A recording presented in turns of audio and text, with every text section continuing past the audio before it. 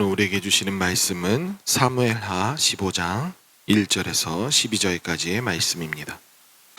압살롬은 참 가진 게 대단한 사람인데 좀 아쉬운 결말들을 갖습니다. 얼굴도 잘생겼고요. 심지어는 머리숱도 엄청 많았대요. 그래서 그것을 자르면 무거울 정도로 그렇게 대단한 사람이었습니다. 그런데 오늘은 참 씁쓸한 일들이 생겨집니다. 사실은 결말보다 오히려 되어져가는 과정들인데 압살롬의 이 이야기를 읽어보면 무엇인가 잘못된 길로 가고 있는 것을 보게 됩니다. 압살롬 참 안타깝죠. 그는 처음부터 준수했고 남들이 봤을 때 미모나 이런 거에서 좀 잘난 사람, 이렇게 무엇인가 우러러 보이고 귀한 그런 성품의 소유자였습니다. 그런데 그가 삐뚤어지게 됐던 계기가 있었어요. 무엇이죠? 자기 동생, 여동생이 범하여진 거예요. 그것도 누구요? 이복 형제인 형에게. 그 형은 암논인데 그 암논은 다윗의 맏아들입니다. 그렇게 그 계보가 흘러가면서 억지로 그 암논이 짝사랑했던 그 여동생을 억지로 그렇게 범하고 난 다음부터 압살롬은 진짜 좀 속된 말로 눈이 돌아버린 겁니다. 그래서 정신이 못 차리고 있다가 그러다가 형을 죽이고 그 형제들을 죽이는 그런 일들을 했을 때 또 다윗은 그것 때문에 충격을 받아서 얻지 못하는 상황으로 되죠. 그래서 또 어떤 일이 있습니까? 압살롬을 이러지도 못하고 저러지도 못하고 안 보고 방치해 두는 그런 상황까지 됩니다. 어떻게 보면 정상적인 생각이라면 압살롬의 이 상처를 치유해 주는 것, 어떻게 보면 잘못된 것에 대해서 정확하게 왕이기 때문에, 아버지이기를 앞서 왕이기 때문에 그 범죄에 대해서 어떠한 절차와 결말들을 지었으면 이런 상황까지 가지 않았지는 않을까라는 생각들을 가질 정도로 이 상황들이 꼬여가고 있었어요. 그런데 그것을 또 보고 있는 다윗의 측근 군대 장관은 그것 때문에 무엇인가 왕을 위한답시고 또 하는 일들이 또 틀어지는 일들이 또 생겨져요. 그러면서 여기까지 온 거예요. 이 압살롬이 오늘 본문에서 4년 동안 왕을 뽑지 못하다가 4년 지난 후에 왕에게 찾아간 모습을 봅니다. 그 시기 4년 동안 그 서로의 마음에서 그 서로의 감정에서 소갈이를 하고 있었다는 것을 볼 때에 압살롬은 얼마나 힘들었을까? 다윗은 왜 그렇게 됐을까? 왜 그렇게 이렇게 방치해 놨을까? 그리고 그 혼자서 고뇌하던 그 시절이 풀리지 않으니 이렇게 왕권을 찬탈하려고 하는 모반을 일으키는 그 계기까지 오는 겁니다. 사실 성경이 참 매력적인 것 같아요. 성경은 하나님 말씀이어서 우리에게 너무나도 귀한 말씀이기도 하지만 성경의 내용들을 볼 때는 하나님께서 말씀하신 내용뿐만 아니라 인간의 이야기, 역사가 담겨져 있어요. 그리고 그걸 통하여서 하나님이 또 인간의 삶 속에서 개입하셔서 역사하시는 이야기까지, 그 과정들까지 우리는 읽어볼 수 있어서 성경이 참 고귀하면서도 우리에게 크나큰 교훈을 주는 귀한 책이에요. 역사를 사람들이 즐겨보는 이유, 역사에 관심을 갖는 이유, 그리고 특히 지도자, 그리고 무엇인가 어떠한 위치가 점점 올라가면 올라갈수록 역사에 관심을 갖고 거기에서 지혜를 얻는 이유가 무엇이냐면 내가 살아보지 않은 것에 대해서 먼저 알게 된다는 거예요. 그랬을 때 한 사람뿐만 아니라 그 공동체와 더 나아가서 나라와 사회까지도 그것을 전체적으로 바라볼 때 나의 첫 경험이 아니라 남이 경험해놓고 누군가가 그 흥망성쇠를 지나왔던 그것들을 통해서 깨달음을 얻게 된다는 거죠. 그랬을 때 오늘 이 말씀은 단순히 아이고 압살롬 어떡해, 또 한편으로는 아니 아무리 그래도 압살롬이 이렇게까지 하는 여러 가지 생각들이 되어지는데 우리는 거기에서 멈추면 안 돼요. 압살롬의 일상들을 보면 우리가 발견할 수 있는 것은 무엇이냐면 무엇인가 큰 일이 도모되어지고 어떠한 원치 않는 결말들이 맺어지는 그 모든 것에는 항상 선행되어지는 일들이 꼭 있다는 거예요. 우리가 이 부분을 놓치게 되면 무엇이냐면 나에게는 아무 잘못도 없고 아무 문제되는 일들이 없었다가 한 번에 큰일이 터지는 줄 알아요. 그런데 우리의 모든 인생들은 한순간에 터지는 일들이 생기지 않아요. 나에게 혹여나 한순간에 다른 외압, 다른 큰 힘에 의해서 내게 무엇인가 사고가 당하거나 원치 않은 일이 당했을 그 순간도 그 일이 터지게 됐던 매개물인 다른 사람, 다른 힘에 작용되어지는 일들까지 살펴본다면 그냥 이루어진 게 아니에요. 그것을 믿지 않는 사람들은 운명이라고 여겨요. 그리고 그걸 알기 위해서 운세를 봐요. 왜냐하면 내게 주어지는 일, 내게 당한 그 일들에 모르기 때문에 그래요. 그런데요, 지혜로운 사람은 어떻게 살아가냐면 먼저 살아온 그 사람들의 그리고 가르침과 그 현인들의 교훈들을 받고 삶을 하나씩 정돈하고 정리하며 살아가요. 왜 그럴까요? 압살롬처럼 인생 살지 않으려고. 우리에게도 기도하다 보면 하나님 내게 왜 이런 일이 있어요? 하나님 왜 주셨어요? 하면서 하나님 원망하며 하나님께서 우리에게 주신 시험으로 여겨요. 그런데요, 또 내 이야기가 아니라 다른 사람의 이야기처럼 그 흘러왔던 것, 그리고 그 사람을 관찰하다 보면 그 예전에는 이렇게 해서 점층적으로 일이 일어났구나 하는 일들도 꽤나 많아요. 그 모든 것들을 살펴봤을 때 인생을 잘 살고 싶어서 자꾸 우리는 그 이전에 있었던 교훈들을 관심 갖는 거예요. 그랬을 때 오늘 본문에서 우리가 깨달아야 될 점이 꽤나 많아요. 먼저 압살롬의 이 일들이 왔던 것은 사실은 처음 별일 아닐 것처럼 처음에 정리만 됐어도 이렇게까지 일이 안 터졌어요. 그리고 다윗의 입장에 봤을 때는 자기가 결단해야 될 그 시점에 결단을 하지 않고 밀어놨을 때에 그 시점을 넘어섰을 때 언젠간 또 가시가 되고 부메랑이 되어서 다시금 온다는 거예요. 우리 인생의 연속들도 다 그래요. 우리는 언제나 선택의 기로에 놓여져서 무엇인가를 선택해요. 그런데 좀 불교 용어로 쓴다면 업보라는 말이 있잖아요. 그것처럼 그 일, 우리가 선택한 거에 대한 책임은 있어요. 제가 드라마를 보다가 참 머릿속에 각인시켜 놓고 최근에 본 드라마 중에서 그 대사가 너무 마음에 드는 게 있었어요. 대행사라는 드라마인데요. 대행사는 카피라이터들, 즉 광고를 해주는 사람들인데 의뢰를 받고 그것을 광고를 만들어서 함축적으로 메시지를 던져주게끔 해요. 그러면 그 대행사에서 만드는 문구 하나가 와 정말 주옥 같아요.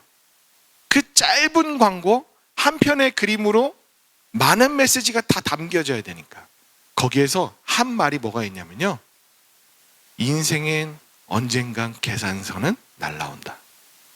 저는 이거는 성경 다음으로 교훈이라고 여기는 정도로 너무 우리가 인생을 살아가는 데 있어서 무엇인가 한 것에 대한 계산서는 꼭 날아오게 돼 있어요. 성경적인 용어로 한다면 우리가 죄악을 하거나 어떤 잘못된 그릇된 일들을 했을 때는 그것은 언젠가 나에게 가시가 되고 올무가 되어져서 온다는 거예요. 그래서 우리가 첫 번째 기억해야 될 것은 나의 소소한 일들, 그 일들이 내게는 나중에 계산서로 날라올 수 있겠구나 하는 거예요. 그래서 단순히 우리가 하나님 앞에서 바른 삶을 살아가는 것이 중요한 것이 아니라 어쩌면 하나님께 영광이 되냐 안 되냐 그 주요한 궁극적인 목적도 있지만 내가 스스로 나중에 큰 일들을 당하지 않기 위해서라도 바른 길로 살아야 되고 바른 선택들을 해야 된다는 것, 그 일들을 오늘 말씀에서 알 수 있어요.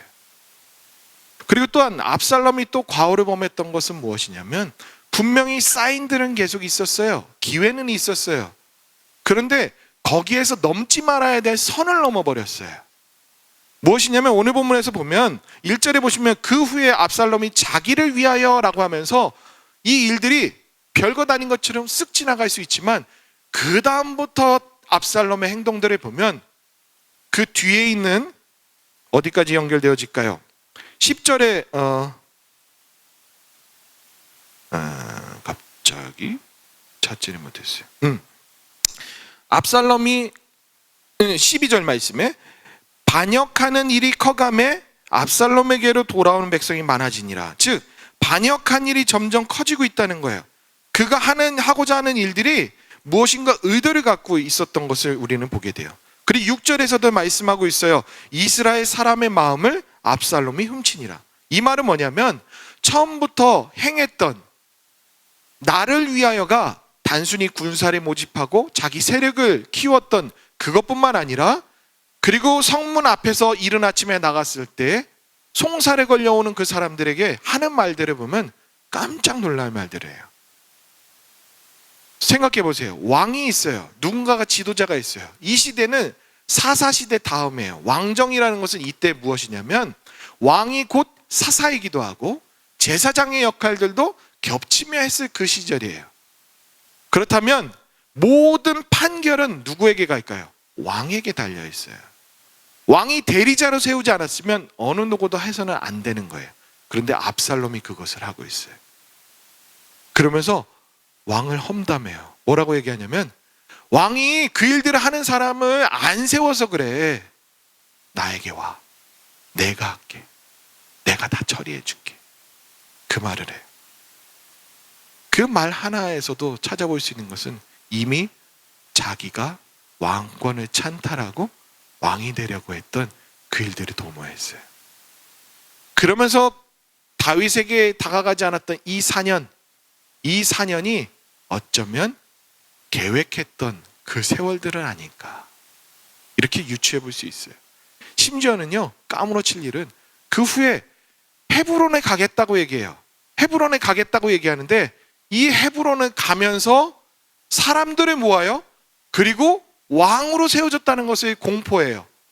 자기 스스로 왕이 되어지면서 그 행보가 아버지 다윗이 했던 행보하고 유사해요. 그거는 아버지 다윗이 왕권을 세우고 하나님이 하셨다라는 그 명분을 삼기 위해서 자기가 그 계획들을 하나씩 이루어간 거예요. 그런데요, 두 가지가 걸려요. 뭐냐면 넘지 말아야 될 선, 왕이 해야 할 일들을 자기가 먼저 했던 그 일, 송사의 일들을 처리했던 거예요. 두 번째는 진짜 하나님께 서원했는지는 모르는데 흔적은 찾아볼 수 없었어요. 그렇다면 반대로 진짜 하나님에게 서원했을까? 하나님은 이젠 팔아먹기까지 하네. 넘지 말아야 될 선들을 넘었을 때는 걷잡을 수 없는 결과들이 나타나요. 생각해 보세요. 사람과의 관계에서도 넘지 말아야 될 선을 넘었을 때 그것에 따른 해는 내가 고스란히 받을 수밖에 없어요. 그런데요, 하나님과의 관계에서 하나님을 만홀하게 여기고 하나님을 그냥 우습게 여겨 자기가 조장하려고 하는 그 인생, 그 인생은 잘 갈 수 있을까요? 신앙인으로서는 절대 넘지 말아야 될 그 선을 넘어버린 거예요. 그랬을 때 압살롬을 통해서 알 수 있는 것은 우리가 살아가야 될 도리, 그거를 넘지 말고 살아야 되겠구나. 그게 우리에게 큰일이 다가오지 않게 하는 두 번째예요. 사실 우리가 인생 살아가면서 예를 다한다면 예를 다해서 해를 보는 일들이 있어요. 나는 예를 다했을 때 그 사람이 나에게 버릇없이 함으로 내가 무시당하는 것 같지만 언젠가는 나를 막대하는 예의 없는 사람이 해를 받지 예를 다한 사람에게 나중에 계속 해가 오지 않아요. 그래서 우리는 예의를 다하면서 살아가는 거예요.